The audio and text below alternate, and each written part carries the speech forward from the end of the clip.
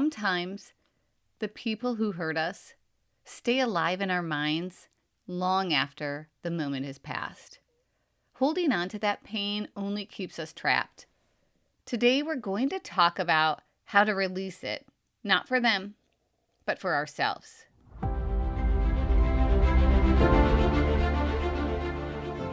Hey, it's Carrie. Welcome back to Project U 2.2. Today, we're talking about something almost everyone struggles with at some point: resentment, anger, and the pain caused by others. It is so easy to replay situations over and over in our minds, especially when we're trying to calm our minds and fall asleep at night. Imagining the perfect comeback, thinking about why we were right and they were wrong, or wishing for karma. But the longer we hold on to those feelings, the more they steal our peace, our energy, and our joy. Think of anger and resentment like carrying a heavy suitcase wherever you go. And every time we dwell on a past hurt, we add another heavy brick into our suitcase. We think about the person, the situation, what they did, and why they were wrong. And while we imagine them getting what's coming to them and we pray for karma, we're the ones left tired, heavy, and stuck. Forgiveness isn't about telling someone they were right or excusing what they did. It's about removing that weight from yourself, brick by brick, unloading that suitcase. It's about reclaiming your happiness, your energy, and your peace. Years ago, I experienced a deep betrayal by someone in a leadership role I had trusted. This person made false claims that caused significant stress and disruption in my life, even though the truth eventually came out. That experience was incredibly challenging and left me dealing with a lot of anxiety and, quite honestly, years of sleepless nights. Through it, I learned how important it is to release resentment, protect your peace, and focus on your own growth. Lessons that I want to share with you today. Those years were so hard. It was hard to go to work. It was hard to sit in meetings. It was hard to keep showing up when I felt so misunderstood and so hurt. I lost sleep. I battled anxiety for the first time in my life. I was constantly walking on eggshells trying to stay professional, while my heart felt like it was breaking a little bit more each day. But over time, as the years passed and I began my own healing journey, I started to see something I couldn't see before. I realized that people who hurt others are often carrying pain of their own. Sometimes we don't know their full story, the things that shaped them, the wounds they never dealt with. Maybe they grew up with a parent who abandoned them or treated them harshly, yelling, shaming, even becoming physically aggressive. Maybe they learned early on that power was something to be feared or controlled. So when they step into a position of influence as an adult, those old fears get triggered and they react from that wounded place. And sometimes pain pairs up. In my situation, another person who was feeling hurt and rejected professionally found common ground with that same person. They connected through resentment, through a shared wound, and used that energy to create more pain. It took me a long time to realize this, but it is true. Hurt people. Not because they're bad, but because their pain has nowhere to go. Their unhealed wounds spill out onto others. Understanding that doesn't make what happened okay, but it gives me peace. It reminds me that forgiveness isn't about forgetting or pretending it didn't happen. It's about refusing to let someone else's pain continue to control your story. Close your eyes for a second.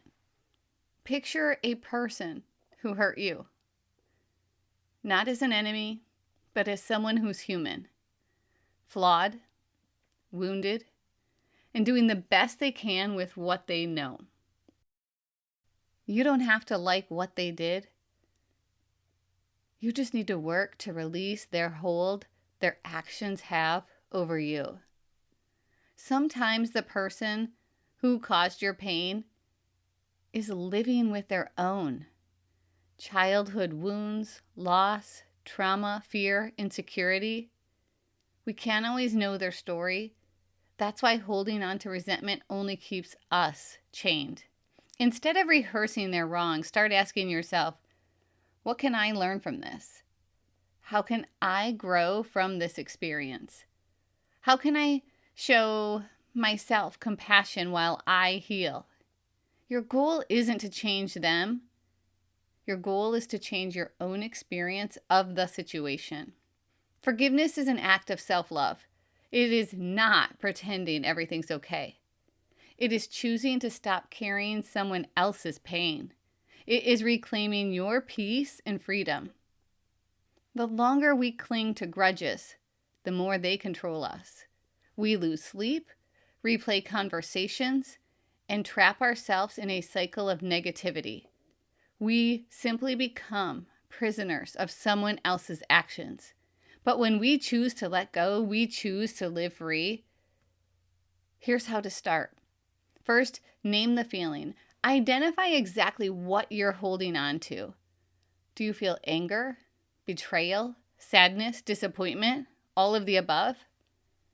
And then acknowledge your humanity. It is okay to feel hurt.